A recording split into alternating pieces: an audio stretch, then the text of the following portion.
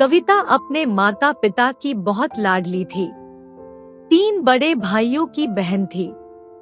कोई भी चीज मांगने पर उसी वक्त सामने हाजिर हो जाती।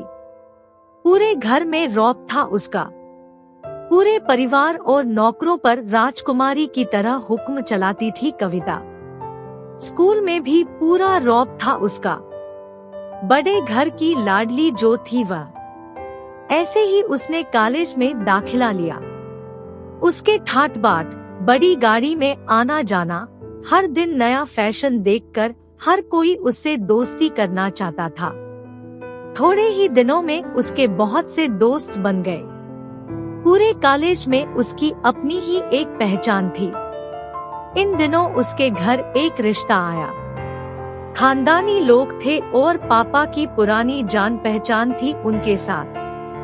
कविता के साथ कोई जबरदस्ती नहीं थी, पर कविता ने फिर भी हाँ कर दी, क्योंकि वह अपने परिवार से बहुत प्यार करती थी। वह जानती थी कि वह लोग उसका अच्छा ही सोचेंगे। लड़के का नाम राज था। राज काफी पढ़ा लिखा और समझदार लड़का था। ससुराल वाले भी बहुत अच्छे थे। ससुराल में कविता की जगह वैसी ही थी जैसी कि मायके में। कोई भी कार्य कविता की सलाह के बिना नहीं होता था। सबकी लाडली बहू बन गई थी वह। फिर उसके घर एक बेटे का जन्म हुआ। राहुल कविता को जान से प्यारा था। पोता पाकर ससुराल वाले तो फूले नहीं समाते थे।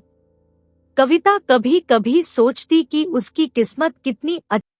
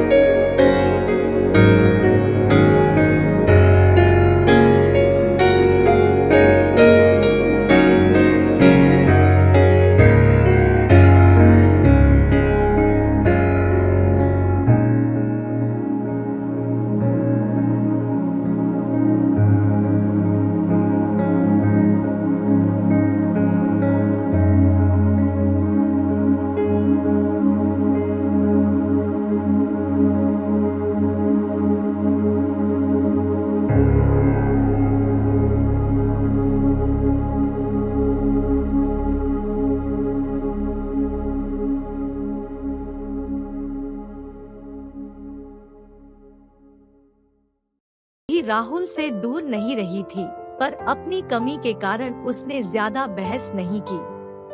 कविता को लगा कि वह 3-4 दिन वहाँ रहेगी तो थोड़ा हवा पानी बदल जाएगा, क्योंकि वह कितने दिनों से कहीं भी बाहर नहीं गई थी। घर वाले भी इतने दिनों बाद उसे देखकर कितने खुश होंगे। कविता के घर पहुँचने पर सब लोग बहुत खुश हुए। खाने में सब कुछ कविता की पसंद का ही बना था। उसने अपने मम्मी पापा और भाई भाभीयों से दिल खोलकर बातें की। उनके छोटे छोटे बच्चे भी बुआ के साथ घुल मिल गए थे। रात को सोने के वक्त जब वह कपड़े बदलने लगी तो उसे पता चला कि उसका बैग तो बहुत भरा हुआ था। वह सब समझ गई। वह बहुत उदास हो गई। कुछ दिनों तक तो सब ठीक रहा, फिर जैसे सब बदलने लगा। सबका व्यवहार बदल रहा था। वह लोग जैसे थक चुके थे उससे। सब लोग घुमा फिरा कर पूछने लगे कि राज कब आ रहा है उसे ले जाने। वह बहाना बना देती, जबकि वह जानती थी कि उस घर में अब उसके लिए कोई जगह नहीं। कविता से चलते वक्त कुछ ना कुछ नुकसान हो जाता। थोड़ी बहुत टोकाटाकी उसे सुनाई देती, वह टाल देती। एक दिन उसके हाथ से लगकर एक कीमती फूलदान टूट गया। छोटी भाभी ने बहुत हंगामा मचाया। कविता के माता पिता रोज रोज के झमेलों से तंग आ गए थे। उन्होंने राज को खुद से फोन कर दिया। राज कविता को अपने घर ले गया।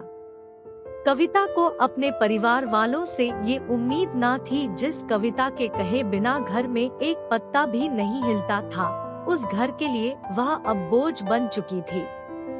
राज के साथ ससुराल आते वक्त वह बहुत खुश थी, क्योंकि वह अपने घर जा रही थी, अपने जिगर के टुकड़े राहुल के पास।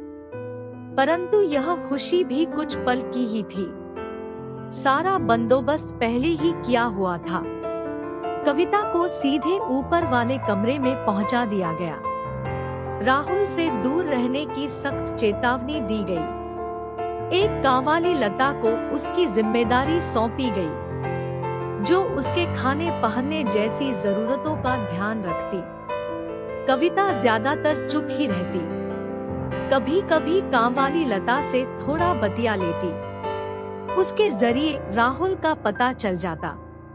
सबकी लाडली बेटी और बहू सबके लिए लाडली से बोझ बन चुकी थी।